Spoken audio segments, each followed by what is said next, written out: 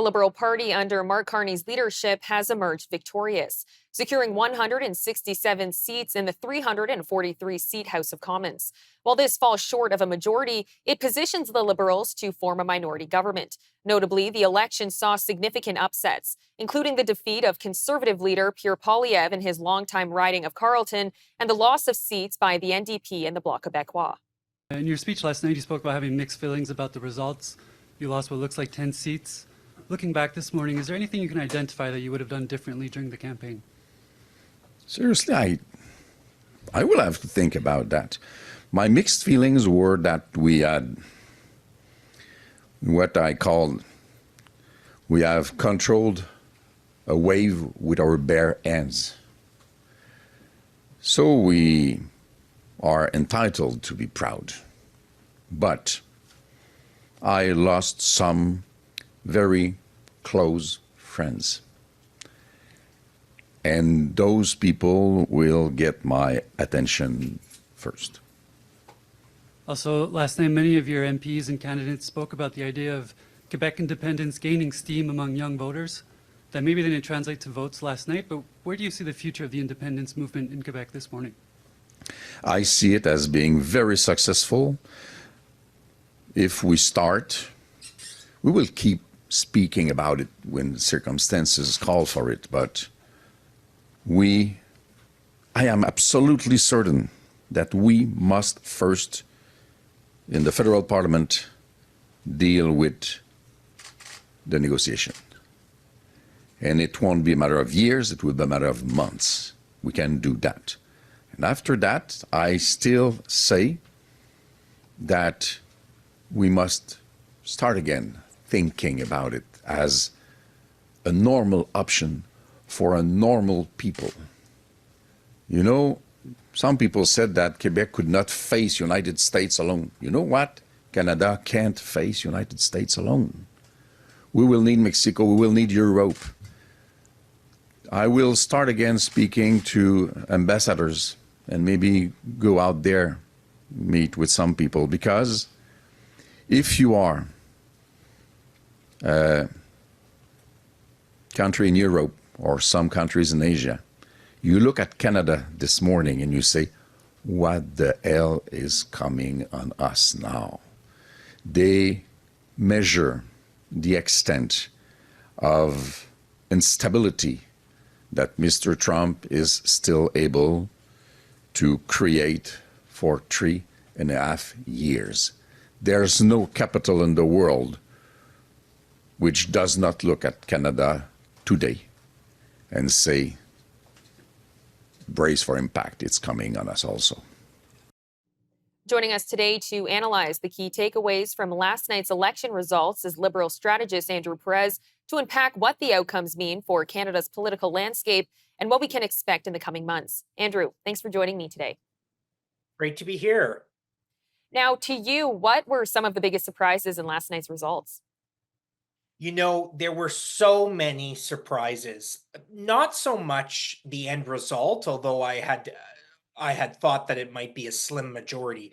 But when you look at the regional returns for all the parties, there were so many surprises. First, for two federal leaders, Pierre Poilievre and Jagmeet Singh, to lose their ridings was, I think, for the most part, unexpected, although there had been some speculation about that in the final days. And then looking at where the parties picked up and lost seats. The Liberal Party overperformed in Quebec and clearly underperformed in Ontario. I think we can say that the Liberal Party missed the majority mark as a result of seat losses in places like the Greater Toronto Area and also in southwestern Ontario. I found it very interesting that the NDP came in a distant third in ridings that they had held for decades, like Windsor West, London Fanshawe, and Hamilton Centre. And in two of those three ridings, it wasn't a Liberal who won, but a Conservative who won. So these were all surprises to me. Now, you did just briefly touch on this, but how damaging is Pierre Poilievre's loss in his own riding for the future of the Conservative Party? I think it's damaging. I mean, at the end of the day, I want to be fair-minded. On the one hand, there was an expectation that the Conservatives would win a massive majority government, and they clearly fell short of that. Now, they did measurably improve the popular vote and their seat count, and so they deserve credit for that. But then to have their leader lose a seat that he's held for 21 years and to lose it by a large margin, I think it's a disaster. And while Poilievre has been clear in his speech last night, his concession speech, that he intends to remain and stay on as leader, this is going to be a wrench in his plans. Mr. Carney will presumably bring back Parliament for a few weeks this spring. Mhm. Poilievre will not be able to be in Parliament to question the government and hold the government into account. He'll have to seek a seat via a by-election, forcing one of his own MPs to resign. So we'll see how this plays out, but certainly not a good situation for the Conservative leader. And with both the NDP and the Bloc Québécois leaders losing their seats, what kind of leadership shakeups might we expect from these parties? I mean, we did see Jagmeet Singh step down yesterday, but what else are we expecting in the next few days? So that's right. Singh has resigned, the worst showing for the NDP in, I think, its entire history. They are at just 7 seats. I suspect they will take their time in terms of holding a leadership race and choosing their successor. Even though this is a minority parliament, I suspect it's a stable one. So I don't think we'll have a new leader for the New Democrats anytime soon. And it will remain an open question what happens with the Conservative leadership. As for the Bloc, I do think the Bloc leader will remain. Now, for the first time in nearly a century, two parties won more than 40% of the vote. How much does that speak to the voter turnout of this election? You know, in past elections, voter turnout was at a very big low. So, what is it saying? Are we seeing that more people are getting out and actually taking the advantage in voting? I don't think that was a real factor here, Theresa. It might have helped on the margins. The voter turnout in 2021 was 63%. Last night it was 67%. So it increased by 4%. I mean, that's a good thing, but it's certainly not a major increase in voter turnout that I think many of us were expected given the unprecedented levels of voting in advanced polls. I think why you see both parties for the first time in a century above 40% is because this was a polarized election and the NDP vote collapsed and much of that vote went to the Liberals. But we're seeing with some of the riding returns that some of that NDP vote did go to the Conservatives in blue collar industrial ridings. And the Bloc Québécois also lost support. So this polarization, this two-party race where none of the other parties were factors, contributed to pushing the Liberal and the Conservative parties above that 40% threshold, which is quite unprecedented when you look at Canadian political history. Parties to earn a majority government are often in the 35 to 38% range. And with as big as an influence as Donald Trump had on this election, as much as we don't want to admit it, how much of the election outcome was driven by leadership versus party policy? I think leadership played the major role in this election campaign, and others have observed on this point. I don't think the policy differences, at least on responding to the US trade war and Donald Trump, there was not a great deal of difference between the policy positions put forward by Mr. Poilievre and Mr. Carney.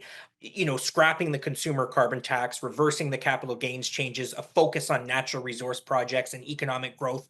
Both parties were singing from the same song sheet on these issues. And so what I think it essentially came down to was leadership. Who do you trust to go toe to toe with Donald Trump to fight for Canadian jobs and prosperity? And it's now abundantly clear that Mr. Carney won that ballot question. And with the minority government, who are the Liberals most likely to align with in Parliament? So it's an interesting question. As of right now, the Liberals have 169 seats. They're 3 seats shy of a majority. There's still an outside chance that they could hit the 172 seat threshold because votes from the advanced polls are still trickling in on Tuesday, the day following the election. But I don't think they will hit that. And so they will need to work most likely with the New Democrats, who have 7 seats, and that would allow them to govern with effectively a majority. They can also work with the Bloc Québécois. And I think you may see the Conservatives be forced to support the Liberal Party on a case-by-case basis, especially as it relates to the trade war and really confronting the issues as it relates to Donald Trump and what he wants to do. Because again, on many of the issues relating to retaliatory tariffs and building infrastructure projects and putting forward a national expenditure review. These are issues where I think the parties actually do have a number of things in common. And so I think this is a minority parliament that could last 2 or 3 years. I think I see it as a very stable minority parliament. I don't think there's any appetite for a federal election within the next year and a half. Well, Andrew, thank you so much for the time today. Thank you. Take care.